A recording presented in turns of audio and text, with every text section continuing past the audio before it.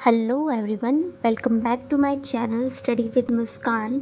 आज का जो हमारा टॉपिक है वो ग्लोबलाइजेशन के ऊपर रहेगा कि ग्लोबलाइजेशन होता क्या है, उसकी डेफिनेशन क्या है, करैक्टरिस्टिक्स क्या हैं और एक ग्रोथ के लिए ग्लोबलाइजेशन की क्या क्या इसेंशियल कंडीशंस हैं या फैक्टर्स हैं वो होने चाहिए। तो चलिए शुरुआत करते हैं। तो सबसे पहले कि ग्लोबलाइजेशन का मीनिंग क्या है, कि जो ग्लोबलाइजेशन है मेनली ये आई कब थी, ये इंडस्ट्रियल पॉलिसी 1991 के अंदर एलपीजी पॉलिसी लाई गई थी। उसके अंदर एक था liberalisation, globalisation and privatisation. Globalisation के अंदर क्या होता है कि एक कंट्री की इकोनॉमी को दूसरी कंट्री की इकोनॉमी से लिंक कर देना। किस वजह से? या तो फ्री ट्रेड की वजह से, कैपिटल का जो फ्लो है वो फ्री हो सके, जो लेबर है वो फ्री हो सके, उस चीज़ के लिए क्या कि ग्लोबलाइजेशन को लाया गया था। इसके थ्रू क्या होता है कि जो एक इकोनॉमी है एक कंट्री की, वो दूसरी कंट्री की इकोनॉमी के साथ मिल के वर्क करती है, लिंक हो पाती है और क्या होता है उसको ग्रो करने में इजी होता है। जैसे जो एमएनसीज़ है वो मेनली बैन थी या उन पर रेस्ट्रिक्शंस लगे हुए थे, बहुत सारे ऑब्स्टेकल्स थे एमएनसीज़ के ऊपर। बट जब से ग्लोबलाइजेशन आया तो उसने फॉरेन इन्वेस्टमेंट को बहुत ज़्यादा सपोर्ट किया और क्या हुआ, एमएनसीज़ इंडिया के अंदर या और भी बहुत सारी कंट्रीज़ हैं जिनके अंदर आने लगी। और मेनली जो इंडिया के अंदर ग्लोबलाइजेशन आया था उससे क्या होता है कि जो एमएनसीज़ हैं उनको अलो कर दिया गया था, जो कि पहले रेस्ट्रिक्टेड थी या फिर बैन थी। जो हमारी ग्लोबलाइजेशन क्या एज्यूम करता है कि जो हमारी डोमेस्टिक इकोनॉमी है ना वो क्लोजली लिंक हो जाती है वर्ल्ड की इकोनॉमी के साथ। और इसके अंदर क्या होता है कि unrestricted flow of goods and service होता है, टेक्नोलॉजी होता है, बहुत सारे एक्सपर्ट्स होते हैं वो भी डिफरेंट कंट्रीज़ के। तो क्या होता है कि बहुत ज़्यादा ईजी हो जाता है। जैसे कि क्या कि कैपिटल एंड टेक्नोलॉजी फ्लो होता है डेवलप्ड कंट्रीज़ के बीच में, जैसे इंडिया और चाइना के बीच में कैपिटल एंड टेक्नोलॉजी का फ्लो हो गया। तो इससे क्या हुआ कि जो इंडिया है वो भी डेवलप करने में ईज़िली मतलब आगे बढ़ पाता है, क्योंकि जब तक टेक्नोलॉजी नहीं आएगी या हम टेक्नोलॉजी के साथ आगे नहीं बढ़ेंगे तब तक ग्लोबलाइजेशन का कोई फ़ायदा ही नहीं है। जब तक हम ग्लोबलाइजेशन का फ़ायदा नहीं उठा पा रहे हैं तो हमारी इकोनॉमी किसी मतलब वर्ल्ड की इकोनॉमी में हमारी इकोनॉमी भी मतलब क्या बोलते हैं योगदान नहीं दे पाएंगी। तो इसीलिए जो ग्लोबलाइजेशन है वो बहुत ज़्यादा इम्पॉर्टेंट है। तो ग्लोबलाइजेशन को हम कैसे डिफ़ाइन कर सकते हैं कि जो ग्लोबलाइजेशन है वो एक प्रोसेस है associated with increasing openness, growing economic interdependence and deepening economic integration in the world economy. मतलब क्या है कि हमारी जो इकोनॉमी है वो ओपन हो जाती है और मर्ज हो जाती है, कंट्री की इकोनॉमी क्या है मर्ज हो जाती है वर्ल्ड की इकोनॉमी के साथ इंटीग्रेट हो जाती है।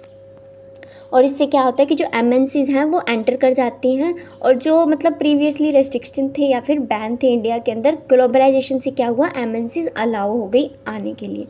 फिर है कि ग्लोबलाइजेशन के अंदर क्या क्या इंक्लूड है मेनली, कि रिड्यूस कर दिया टैरिफ और नॉन टैरिफ बैरियर्स को डिफरेंट नेशंस के अंदर, फ्री फ्लो ऑफ कैपिटल हो गया डिफरेंट नेशंस के अंदर, फ्री फ्लो ऑफ टेक्नोलॉजी और फ्री मूवमेंट ऑफ लेबर, कि जहाँ लेबर सस्ती है वहाँ पे क्या होता है एमएनसीज़ ज़्यादा इस्टेब्लिश होती हैं क्योंकि उनका खर्चा कम आता है। तो ग्लोबलाइजेशन मेनली ये इंक्लूड करते हैं।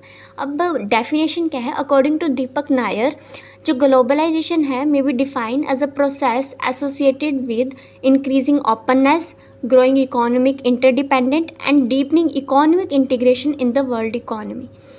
मतलब ये डेफिनेशन ऐसी है कि जिसके अंदर मीनिंग भी है और डेफिनेशन भी इजी है। तो ये बहुत इजी डेफिनेशन है, अगर हम एग्ज़ाम में लिख के आएंगे तो हमें मतलब मार्क्स ऐसे हो जाते हैं, कटने के चांसेस बहुत कम हो जाते हैं। फिर आगे आते हैं करैक्टरिस्टिक्स क्या क्या है ग्लोबलाइजेशन की। सबसे पहले है कि free trade off goods and services, कि अब एक ग्लोबलाइजेशन के अंदर क्या होता है लिबरल पॉलिसीज़ अडॉप्ट की जाती हैं एक्सपोर्ट इंपोर्ट पे गुड्स और सर्विसेज की, जिसके अंदर क्या होता है कि टैरिफ और नॉन टैरिफ बैरियर्स को हटा दिया जाता है, जिससे क्या होता है कि अनरिस्ट्रिक्टेड मूवमेंट होती है गुड्स और सर्विसेज की डिफरेंट नेशंस के अंदर। तो क्या हुआ free trade off goods and services हो गया। फिर आता है फ्री मूवमेंट ऑफ कैपिटल।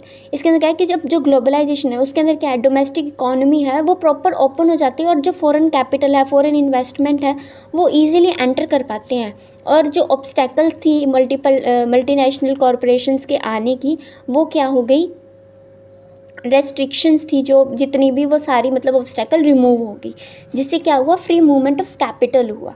फिर उसके बाद क्या है, free movement of labour. Free movement of labour के अंदर क्या है कि अब ग्लोबलाइजेशन में क्या होता है कि फ्री मोबिलिटी ऑफ लेबर होता है डिफरेंट नेशन के साथ। इमिग्रेशन एंड एमिग्रेशन, इमिग्रेशन मतलब इम्पोर्ट, एमिग्रेशन मतलब एक्सपोर्ट। तो उन रूल्स को क्या कर दिया, लिबरलाइज्ड कर दिया कि कोई भी टैरिफ, नॉन टैरिफ बैरियर जो बहुत ज़्यादा रेस्ट्रिक्शंस लगा दी गई थी उनको कम कर दिया गया। और जिससे क्या हुआ कि जो बिजनेस यूनिट है उनको एडवांटेज मिलने लग गया कि जहाँ उनको चीप ह्यूमन लेबर मिलती है वो वहाँ जाके अपनी एमएनसीज को इस्टेब्लिश कर लेते हैं। फिर आता है कि फैक्टर क्या क्या है इसेंशियल, कि एक ग्लोबलाइजेशन की ग्रोथ में कौन कौन से जो फैक्टर्स हैं वो मेनली मतलब इन्फ्लुएंस करते हैं हमारी ग्लोबलाइजेशन पॉलिसीज़ को। सबसे पहला आता है गुड क्वालिटी इंफ्रास्ट्रक्चर फैसिलिटीज़। अब इसके अंदर क्या है कि जो गुड क्वालिटी इंफ्रास्ट्रक्चर फैसिलिटीज़ हैं वो बहुत ज़्यादा इसेंशियल है ग्लोबलाइजेशन की। इसके अंदर क्या है कि ट्रांसपोर्टेशन है, पावर सप्लाई है, पोर्ट फैसिलिटी है, वेयर हाउसिंग है, बैंकिंग, कम्युनिकेशन। अगर ये सब कुछ इंक्लूड होगा तो एक कंपनी है या एमएनसीज है वो मतलब एक कंट्री अट्रैक्ट करेगी उन एमएनसीज को, और जो एमएनसीज हैं वहाँ पे बिजनेस सेटअप कर पाएंगी। तो एक good quality of infrastructure facility होना बहुत ज़्यादा ज़रूरी है। फिर आता है एक्सपीरियंस ऑफ अदर कंट्रीज़। अब अगर हम लास्ट 2-3 डिकेड्स की बात करें, जो डेवलपिंग इकोनॉमीज़ हैं जैसे कोरिया है, हांगकॉन्ग है, सिंगापुर है, उन्होंने क्या मतलब अडोप्ट किया, ग्लोबलाइजेशन को अडोप्ट किया, और उनकी जो इकोनॉमी सक्सेस है वो बहुत ज़्यादा इंक्रीज़ होगी। चाइना है बहुत ज़्यादा इंक्रीज़ हो गया, अमेरिका है बहुत ज़्यादा इंक्रीज़ हो गया, इनकी ग्रोथ, इकोनॉमिक ग्रोथ है वो हाई रेट से बढ़ने लगी। तो क्या है कि ग्लोबलाइजेशन मतलब बहुत ज़्यादा इम्पॉर्टेंट है, और जिससे क्या हुआ कि इंडिया है वो भी इंस्पायर हुआ और क्या हुआ, दूसरी कंट्री के साथ ग्लोबलाइज करने लगा अपनी इकोनॉमी को। फिर आता है लिबरलाइजेशन। लिबरलाइजेशन के अंदर क्या क्या आता है कि अननेसेसरी की जितनी भी रेस्ट्रिक्शंस हैं या कंट्रोल्स थे बिजनेस यूनिट्स के ऊपर जो भी गवर्नमेंट लगा रही थी उनको कम कर दिया गया। इससे क्या हुआ कि ट्रेड है वो रिलैक्सिंग हो गया, सिंप्लीफाई हो गया, और जो अननेसेसरी की हर्डल्स थी वो रिमूव हो गई। मतलब रिलैक्सेशन मिल गया किस चीज़ पे, इंडस्ट्रियल लाइसेंस है, प्राइस कंट्रोल है गुड्स पे, या इंपोर्ट लाइसेंस है, और भी बहुत सारी चीज़ों पर मतलब रिलैक्सिंग रेस्ट्रिक्शंस हो गई थी। तो जिससे क्या हुआ कि इसने प्रमोट किया ग्लोबलाइजेशन को।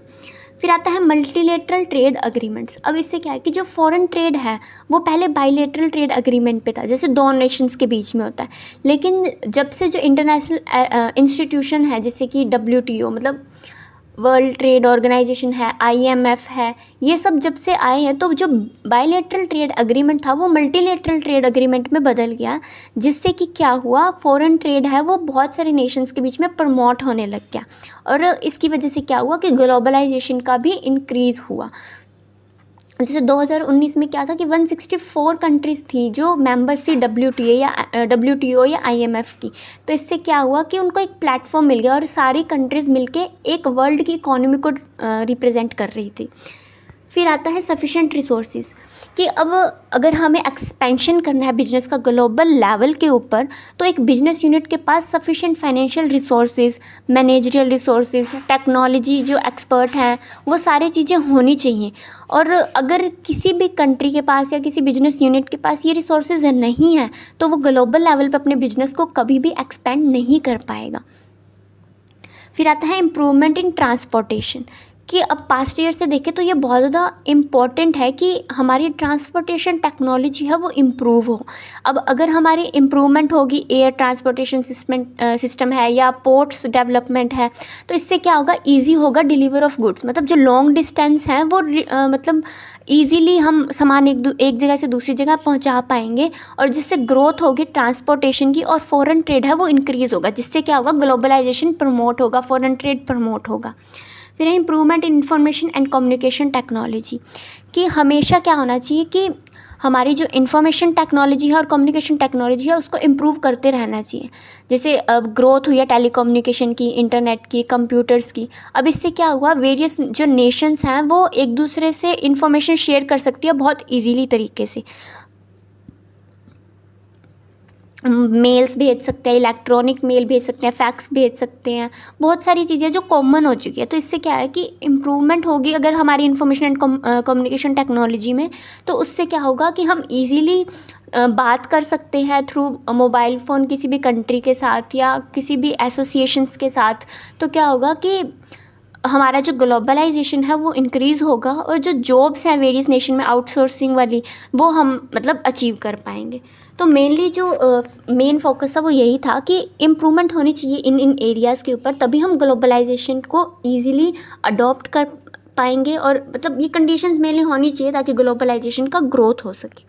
आई होप आपको समझ में आया होगा। अगर समझ में आया हो तो लाइक करें, शेयर करें एंड सब्सक्राइब करें। Thanks for watching.